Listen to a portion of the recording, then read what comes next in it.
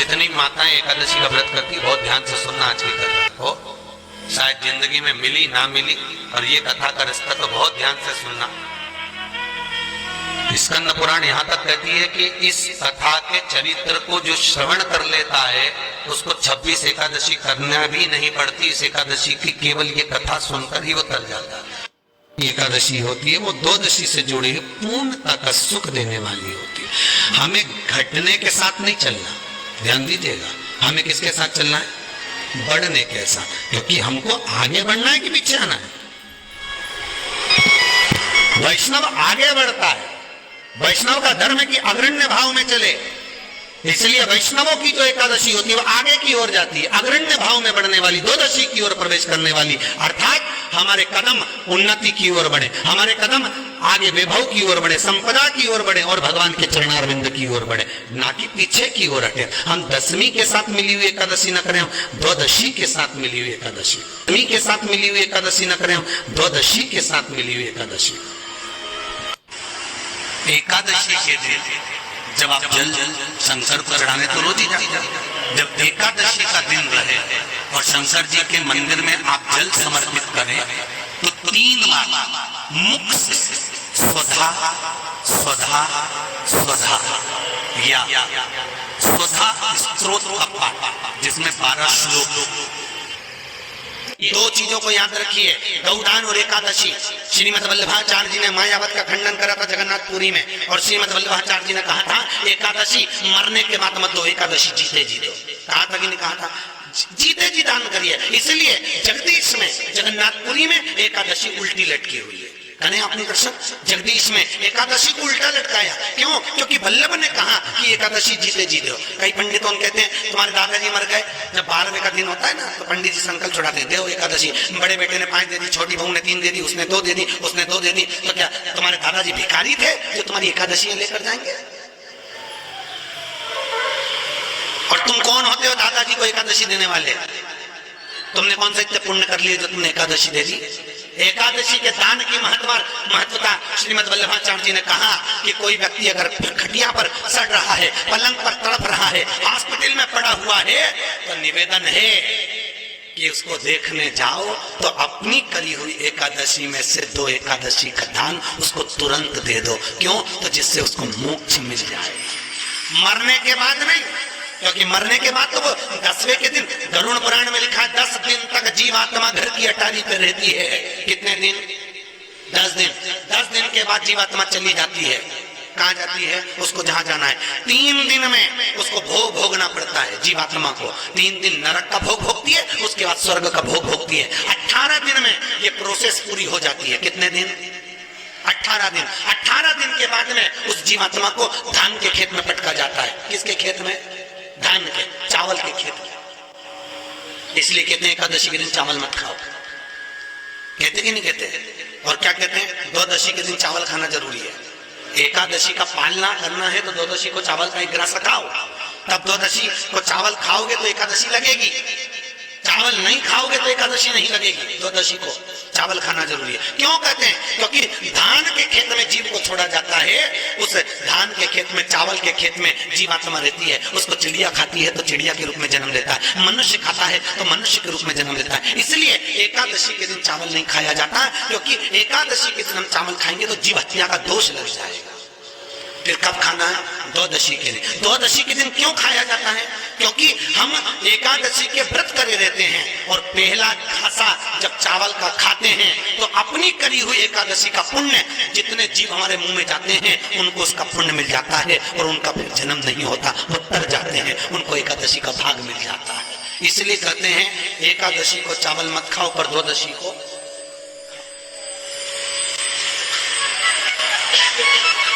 खाइए। 10 दिन तक जीवात्मा है, और आपने एकादशी कब जान दी?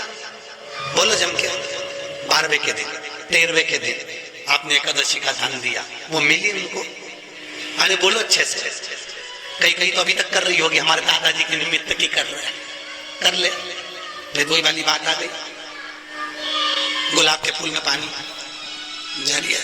किसी भी मंदिर में, मंदिर ना हो तो अपने घर के मंदिर में शाम के समय पर उस तुलसी की लकड़ी का दिया भरकर उसमें घी डालकर जला देता है, दीप को प्रज्वलित कर देता है, उसके घर में कभी संपदा की कमी नहीं होती महाराज। विष्णु पुराण में स्पष्ट लिखा है। पैसा तो आ रहा है और घर में टिक नहीं रहा। डॉक्टर में, पुलिस में, एक्सीडेंट आदि में, कहीं गलत जगह पर, व्यसन में अगर पैसा जा रहा है, जुए में, मांसाहार, मदिरा पान, या कहीं आया पैसा, पैसा आने में कमी नहीं, आ रहा है पर टिक नहीं रहा, रुक नहीं रहा। कोई मांगने आ गया, दे दिया, फिर वहां से अपने पास नहीं आ रहा, अपन कह रहे भैया हमारा पैसा लौटा दो, नहीं आ रहा। तो महाराज शिव महापुराण की कथा कहती है एकादशी के दिन गंगा के जल में मात्र 7 बेलपत्री डालकर जो नंदीश्वर भगवान अर्थात जो शंकर जी के शिवलिंग के सामने नंदी होता है, उस नंदी के चरण पर गंगा का जल चढ़ाकर बेलपत्री शिव पर समर्पित कर देता है, उसके घर में रुपया रुकना चालू हो जाता है। फिर वो गलत जगह पर नहीं जाता, गलत स्थान पर वो धन जाएगा ही नहीं। शास्त्र के धर्म अनुसार 2 कर्म है महाराज, या तो एकादशी स्वयं व्रत कर कर मर जाओ तो आपको किसी की एकादशी की जरूरत नहीं पड़ेगी, ठीक है। नहीं तो पंडित जी तो कहेंगे कि मर गई तो 11 एकादशी देना, कोई 5 दे, कोई 2 दो, कोई 3 दो, कोई 4 दो। दूसरा क्रम है 12 दिन के अंदर 12वां हो, उससे पहले घर के लोग जो एकादशी का पुण्य दें वो मिल जाए। गरुड़ पुराण 2 भाग बता रही है। एक तो या तो खुद अपने हाथ से कर कर चले जाओ, या फिर कोई 12 दिन के अंदर कर्म कर दे। मैं धन्यवाद दूंगा जितने लोगों ने आजीवन भोजन भंडारे के सदस्य बने हैं। इस कुबेरेश्वर मंदिर प्रांगण में, गौशाला में, वृद्धाश्रम में जितने लोग आए उनके लिए आजीवन भोजन भंडारे के जो सदस्य बने, आप अपने हाथों से राशि जमा कर कर नाम लिखा कर चले जा रहे। उसके बाद जाना तो सभी को है, और वो जो अजर और अमर तुमने नाम लिखा दिया पत्थर पर, और आजीवन तुम्हारा भोजन भंडारा जो चल रहा है उसे कोई घटा नहीं सकता। फिर बच्चे करें ना करें, कोई पुण्य करे ना करे, गरुड़ पुराण कहती है एकादशी स्वयं। कोई बेकार भोजन में ग्रहण नहीं करना, श्रेष्ठ भोजन ग्रहण करिए 10वीं के। और एकादशी का दूसरा नियम बहुत ध्यान से सुनिएगा। जिस दिन आपकी एकादशी का व्रत हो उस दिन प्रयास करिएगा कि अपने हाथ से किसी भी वृक्ष की कोई पत्ती टूटे ना। अपने हाथ से किसी भी वृक्ष की, पौधे की, किसी भी वृक्ष की पत्ती अपने हाथ से ना टूटे। बहुत ध्यान दीजिएगा महाराज। एकादशी का ये दूसरा नियम है कि अपने हाथ से किसी पौधे की, किसी वृक्ष की, किसी डाली की कोई पत्ती टूटे ना, कोई पत्ती ना टूटे, इसका प्रयास करिए।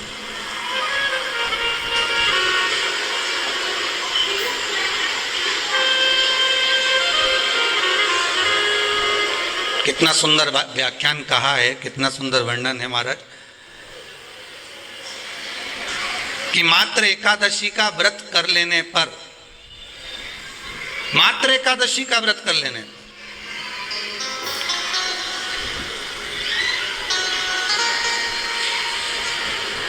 जो पूर्व में किया गया हमारा पाप कर्म है, हमने किसी जीव की हत्या करी है, हमने किसी को कष्ट प्रदान करा है, हमने किसी को अपशब्द कहा है, हमने किसी को ताने दिए, हमने किसी को आड़ा टेढ़ा कहा है, हमने किसी को गालियां दे दी है, मात्र एकादशी का व्रत ही कर लेने पर ये सारे जो दोष हैं वो समाप्त हो जाते हैं।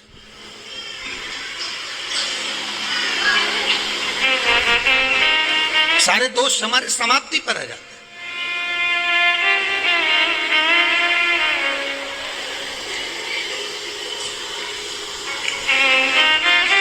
अब एक विचार करिएगा, थोड़ा सा अपने मन में, अपने चित्त में, अपनी वृत्ति में एक बात उतारिएगा, एक अपने मन में एक बात को उतार कर रखिएगा कि आप अपने पाप को, अपने पाप कर्म को जिस दिन क्षीण करने वाले हो, समाप्त करने वाले हो, अपने पाप को आप जिस दिन समाप्ति पर लेकर जा रहे हो, तो उसके एक दिन पहले आपको प्रसन्नता होना चाहिए कि नहीं होना चाहिए कि कल मेरा पाप कटने वाला है, कल मेरा पाप समाप्त होने वाला है। जो मैंने पाप कर्म करा है वो समाप्त होगा, जो मैंने पाप कर्म करा है वो कल समाप्त हो जाएगा। तो एक दिन पहले आपके चेहरे पर प्रसन्नता हो कि ना हो?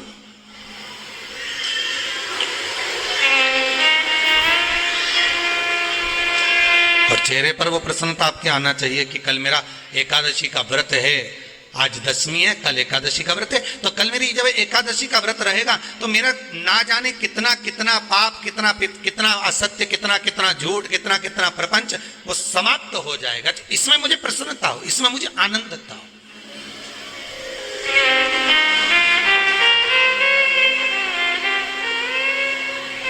तो क्या कहा गया कि प्रयास करिएगा कि एकादशी के दिन कोई वृक्ष की, कोई डाली की, कोई कोपल की कोई पत्ती ना तोड़ी जाए।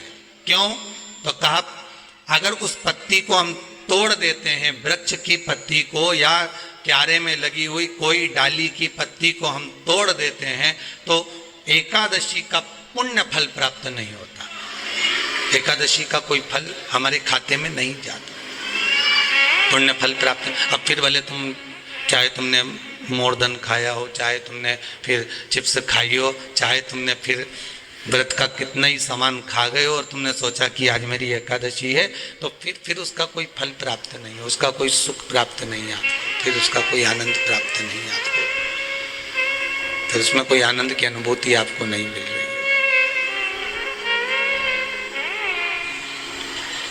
पीपल के पत्ते को अगर एकादशी और द्वादशी के दिन एक तांबे के पात्र में गला कर रख दिया जाए और उस पानी का आचमन 3 बार करा जाए, तो जिसकी नाड़ियां चोक भी हो जाती है, डॉक्टर बोले इसका बाईपास करना पड़ेगा, उसको केवल 3 आचमन पानी एकादशी और द्वादशी को पीपल के पत्ते का कराया जाए तो अंदर की नाड़ियां भी खुल जाती हैं। पीपल के पत्ते का इतना प्रमाण हमारे विष्णु पुराण में भंडार है।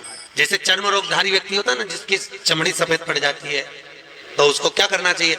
केवल हिंदू धर्म में केवल एक पीपल का वृक्ष है जिसका पराग झड़ता है, और वो रात्रि को लगभग 10 बजे से 12 बजे के भीतर, 9 बजे से 12 बजे के भीतर पीपल के पेड़ के पत्ते का पानी झड़ता है, उसके नीचे थाली रख देना चाहिए और उस थाली में पीपल के पेड़ के नीचे रख दो और उसका पराग जब झड़ जाए वो पानी को बाल्टी में धो लो और धोने के बाद थाली को उस पानी से 15 दिन, 8 दिन, 20 दिन स्नान करिए, धीरे धीरे चर्म रोग समाप्त हो जाता है। सफेद जो चमड़ी पड़ी वो वापिस अपने रंग में आना चालू हो जाती है। नहीं आपसे कोई कार्य अटक रहा है, तकलीफ आ रही है, दुख है, लक्ष्मी नहीं आ रही, परेशान हो, तो एकादशी है। 108 बेलपत्र की, जो बेलपत्र होते हैं उसकी, इसको छेद तो करते नहीं है सुई से, बेलपत्र की डंडी को बांधते जाओ 108 बेलपत्र की माला बना लो और माला बनाकर भगवान शंकर के गले में, शंकर के शिवलिंग को जो चढ़ा देता है उसकी मनोकामना भगवान शंकर पूरी कर देते हैं। महाराज तूने संहार किया, मांग तुझे क्या चाहिए।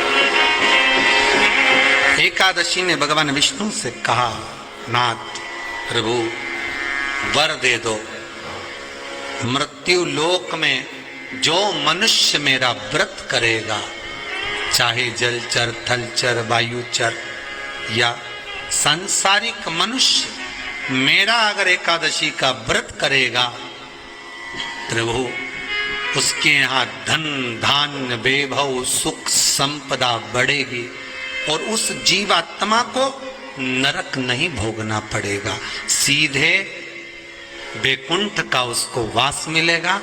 जब जीव आत्मा को लेकर चला जाएगा, यम के दूत जब बंदी बनाकर ले जा रहे होंगे उस जीवात्मा को जिसके प्राण छूटे होंगे, यम के दूत जब बंदी बनाकर ले जा रहे होंगे, तब मुझे वर दो कि मैं इसका हाथ पकड़कर बेतन्नी से पार उतार कर सारे नरकों से निकालती हुई आपके धाम में लेकर आऊं। भगवान ने वर दे दिया, तथास्तु। हे एकादशी सुनो, मृत्यु लोक का मनुष्य अन्न का त्याग कर कर, क्योंकि अन्न में एकादशी के दिन पाप पुरुष रहता है, अन्न का त्याग कर कर एकादशी के दिन जो मनुष्य तुम्हारा व्रत धारण करेगा, उस व्रत को करेगा और उस व्रत को धारण करेगा, उसकी मनोकामना पूर्ण होकर वो मेरे ही धाम को जाएगा। ये तो हुआ एकादशी के जन्म की कथा। नहीं, एकादशी है कौन, क्यों इसकी इतनी प्रधानता है, क्यों इसकी पुण्यता है, ऐसा क्या है एकादशी में जो इसकी पुण्यता मानी जाए? कौन है ये? जो भगवान नारायण तक एकादशी का व्रत करते हैं। सुभद्रा जी को भगवान जगन्नाथ ने, जगदीश ने एकादशी का व्रत कराया था। बद्रीनारायण भगवान को माता लक्ष्मी ने एकादशी का व्रत कराया था। क्यों? चंद्रायण एकादशी व्रत की माता। एकादशी है कौन? तो कहा जिसको व्रत करने पर भगवान नारायण भी जिसका व्रत करते हो, भगवान माता लक्ष्मी जिसका व्रत करती हो, वो एकादशी है कौन? तो शास्त्र वर्णन करता है महाराज, स्कंद पुराण का सुंदर चातुर्मास्य खंड के अंतर्गत वर्णन आया है महाराज। एक बार भगवान विष्णु आनंद में विराजमान थे, पद्मावती और माता लक्ष्मी दोनों उनके पास में विराजी हुई थी। भगवान लक्ष्मी और पद्मावती दोनों बैठी, एक सिर के पास, एक चरण के पास। कुछ समय बाद वहीं पर ब्रह्मदेव का आगमन हुआ और ब्रह्मा जी आगमन पाकर भगवान नारायण पद्मावती से लगकर उठे और उठकर लक्ष्मी की ओर झुके। झुकने पर इन तीनों के समागम से भगवान नारायण के हृदय चित्त से एक कन्या प्रकट हो गई।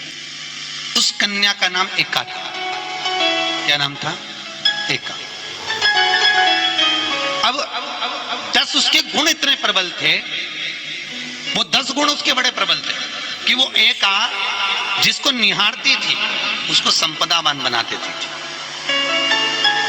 जिसको देख लेती थी उसके जीवन में वो आनंद की अनुभूतियां करा देती थी। एका जिस मार्ग से जाती थी उस मार्ग के द्वार खोल देती थी। एका का पुण्य इतना पुण्य प्रखर। पद्मावती और लक्ष्मी ने कहा महाराज ये बेटी आपके द्वारा निर्मित हुई है, इसका कन्यादान करना चाहिए। हमारे यहाँ हिंदू धर्म में रीति है, जिस दिन कन्यादान करा जाता है उस दिन व्रत रखा जाता है। अब आजकल रखते कि नहीं रखते मालूम नहीं, पर कन्यादान करते समय व्रत रखा जाता है।